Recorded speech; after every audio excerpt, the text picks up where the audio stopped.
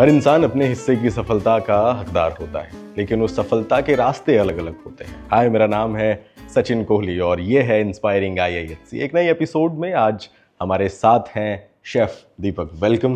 इस पॉडकास्ट में आपका बहुत बहुत स्वागत। और शेफ दीपक आज अपनी सफलता की कहानी और उन रास्तों की कहानी आपके साथ शेयर करेंगे, और उसमें कौन कौन से पड़ाव आते हैं, कैसे वहाँ तक पहुँचा जाता है। स्पेशली जो हॉस्पिटैलिटी बैकग्राउंड से हैं, जो हॉस्पिटैलिटी में आना चाहते हैं या फिर जो काम कर रहे हैं और उसमें एक अच्छा मुकाम हासिल करना चाहते हैं।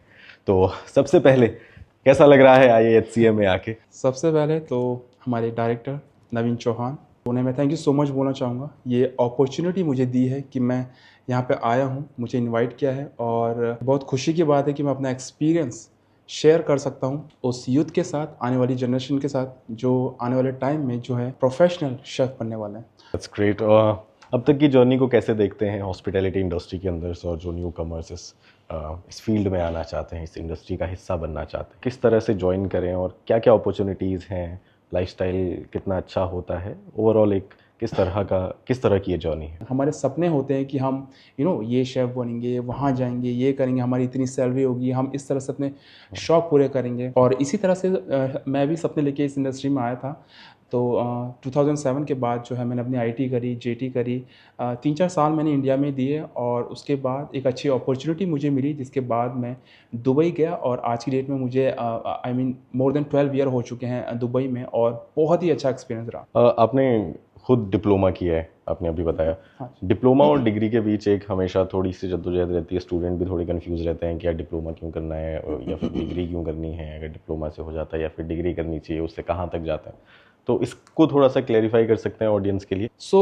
आपने देखा होगा कि अगर आप होटल इंडस्ट्री को, हॉस्पिटैलिटी को ज्वाइन करने वाले हो, तो आपको इसमें डिग्री प्रोग्राम भी मिलता है और डिप्लोमा भी मिलता है, साथ साथ आपको सर्टिफिकेट कोर्स भी मिलता है। मुझे बहुत क्वेश्चंस आते हैं, तो एक चीज़ मैं यहाँ पे क्लियर करूँगा कि आप चाहे सर्टिफिकेट करो, डिप्लोमा करो या डिग्री करो, आपके अंदर अगर पैशन नहीं है तो आप आगे नहीं बढ़ सकते। अगर आप थ्योरी, अपने प्रैक्टिकल पे ध्यान नहीं दोगे तो आप आगे नहीं बढ़ सकते। तो ये चीज़ें आपको साथ लेके चलनी पड़ती है।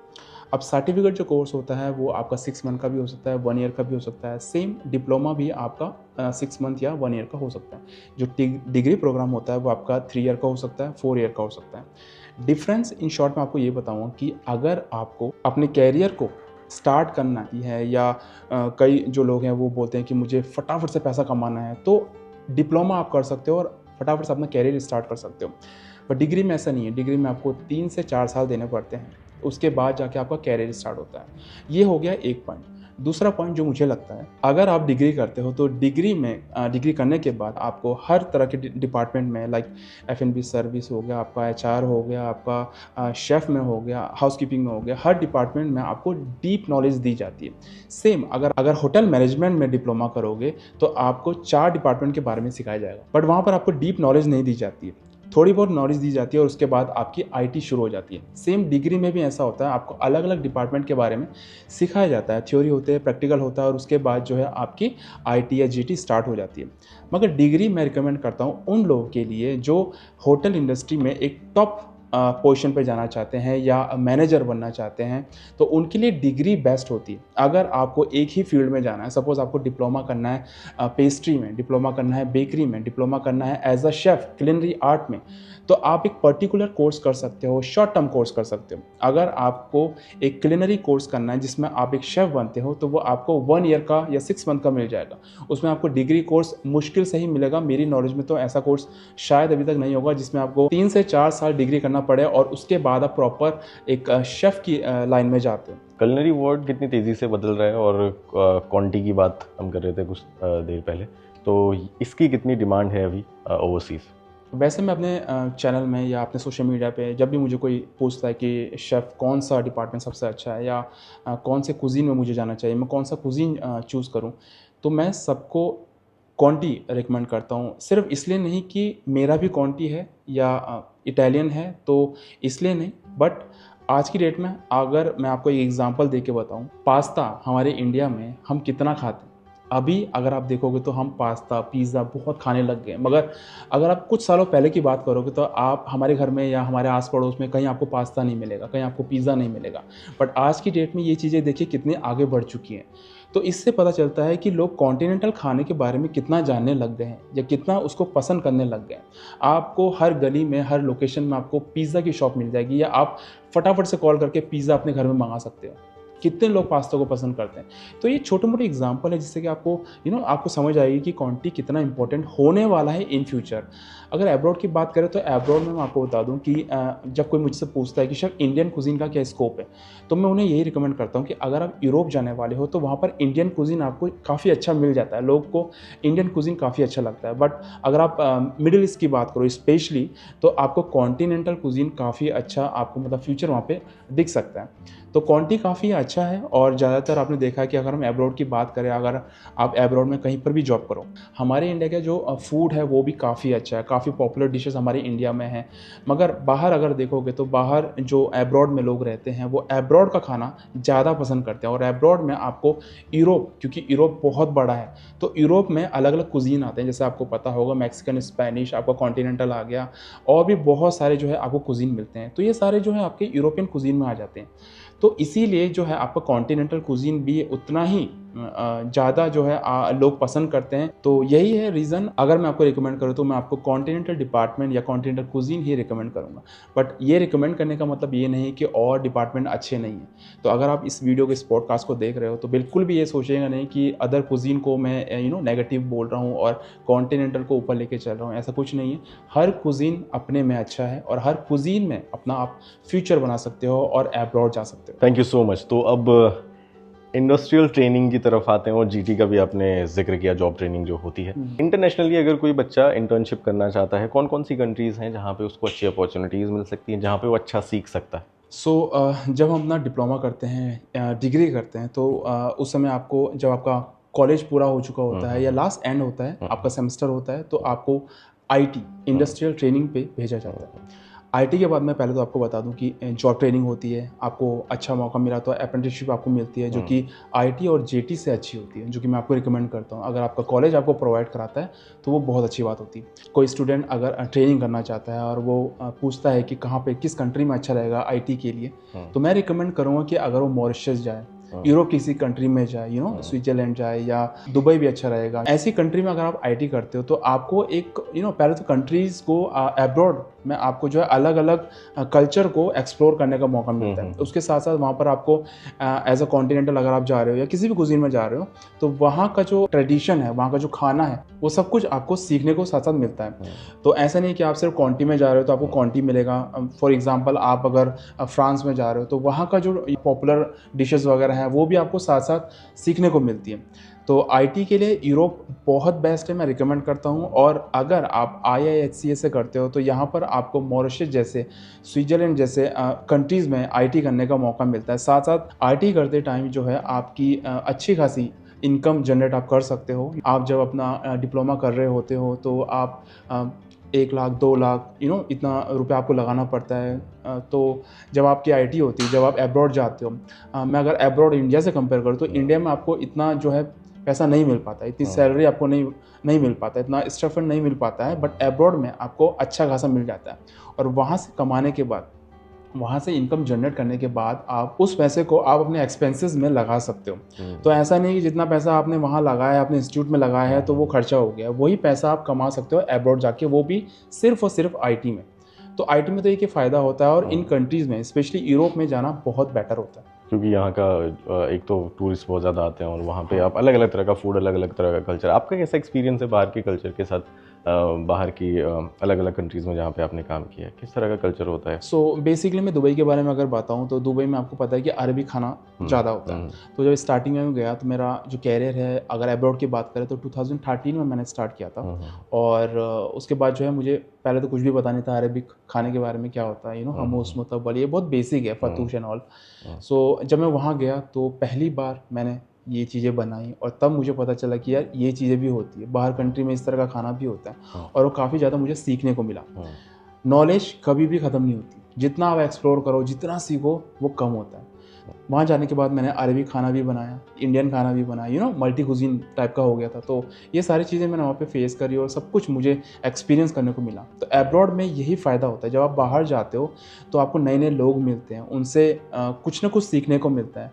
हमारा एक अपना व्यवहार होता है, बिहेवियर होता है। बाहर जो अब्रॉड में आपको लोग मिलते हैं, उनका एक अपना बिहेवियर होता है, तो वो भी एक सीखने को मिलता है, जो एक लाइफ टाइम एक्सपीरियंस है। बिल्कुल। तो काफ़ी कुछ सीखने को मिला मुझे बाहर जाके और एक अच्छा एक्सपीरियंस रहा। और मैं सभी को बोलता हूँ कि अगर कोई एज ए स्टूडेंट इस वीडियो को देख रहा है या इस इंडस्ट्री में आना चाहता है, तो अब्रॉड के लिए आप ज़रूर अप्लाई करेगा और ऐसे कॉलेज या ऐसे इंस्टीट्यूट को चूज़ करिए जो आपको 100% बाहर की अपॉर्चुनिटी देता है। और एक और फ़ायदा मैं अगर बताऊँ आपको, जब आप आईटी बाहर करते हो, जब आपका कॉलेज आपको अपॉर्चुनिटी देता है कि आप बाहर जाओ और बाहर अपनी आईटी करके आओ, तो वहाँ पर आईटी करने के साथ साथ आप अपनी जॉब भी लगा सकते हो। ये सबसे बड़ा प्लस पॉइंट होता है, आप क्योंकि खुद से ही अप्लाई कर सकते हैं। खुद से अप्लाई कर सकते हो।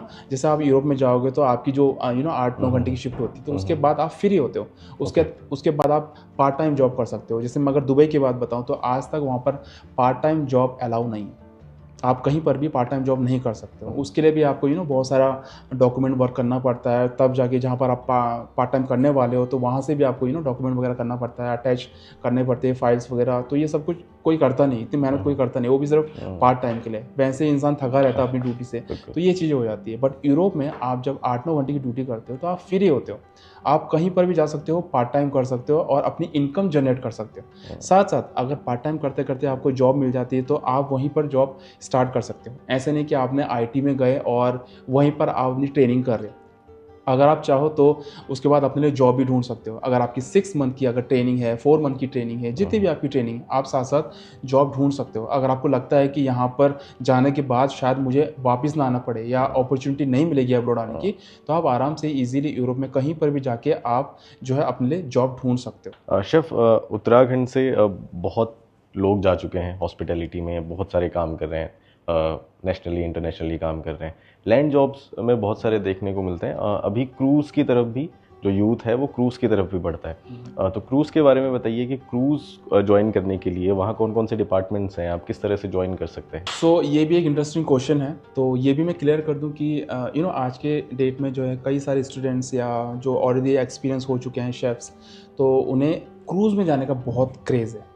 तो क्रूज़ में सबसे पहले तो मैं आपको बता दूं कि फिज़िकल वर्क अच्छा खासा होता है, और मतलब कंपेयर टू लैंड, अगर लैंड की बात करें तो क्रूज़ में ठीक ठाक आपका फिज़िकल वर्क हो जाता है। तो ऐसा नहीं है कि लैंड में ज़्यादा होता है या क्रूज़ में कम होता है, या क्रूज़ में ज़्यादा होता है लैंड में कम होता है, बट फिज़िकल वर्क के लिए आपको हमेशा तैयार रहना पड़ता है।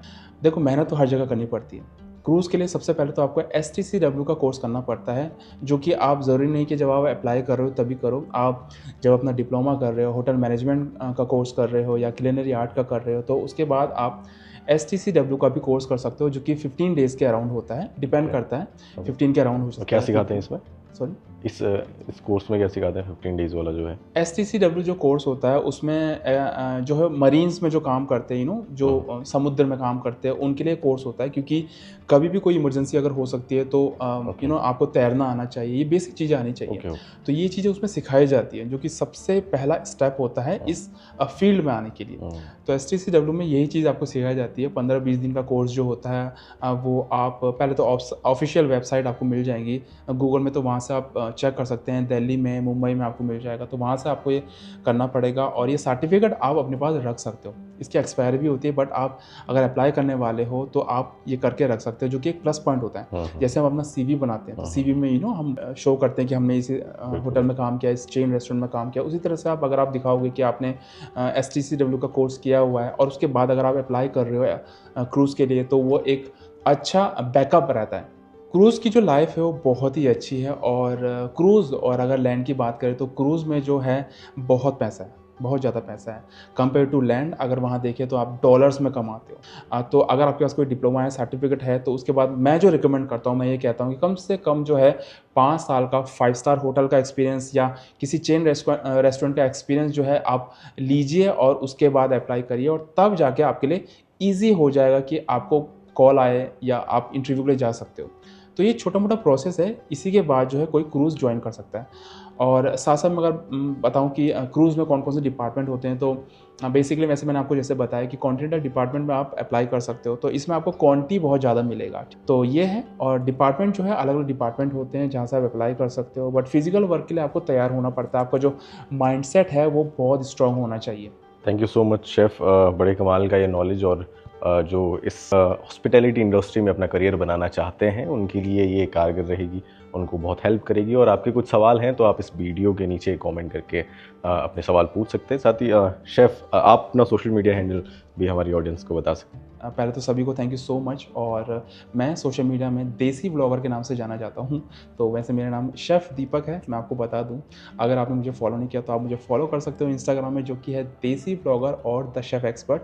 और अगर आप यूट्यूब में सर्च करना चाहते हैं जहाँ पर मैं बहुत अलग अलग तरह की नॉलेज आपको शेयर करता हूँ, तो सेम देसी ब्लॉगर आपको यहाँ पर स्क्रीन में दिख रहा होगा, तो आप ये सर्च करके आप मुझे फॉलो या सब्सक्राइब कर सकते हैं। जिन्होंने मुझे सब्सक्राइब किया है, फॉलो किया, उन सभी को थैंक यू सो मच। इस यूट्यूब चैनल को सब्सक्राइब ज़रूर करिएगा, और अगर आप एडमिशन लेना चाहते हैं या किसी भी आपका कोई रेफरेंस है, कोई भी एडमिशन लेना चाहता है, तो मोर डिटेल के लिए आप डिस्क्रिप्शन चेक कर सकते हैं, वहाँ पर आपको फुल डिटेल मिल जाएगी। साथ साथ IISCA के इंस्टाग्राम हैंडल को फॉलो करना बिल्कुल भी मत भूलिए। Thank you so much. Thank you so much for inviting me here. Thank you.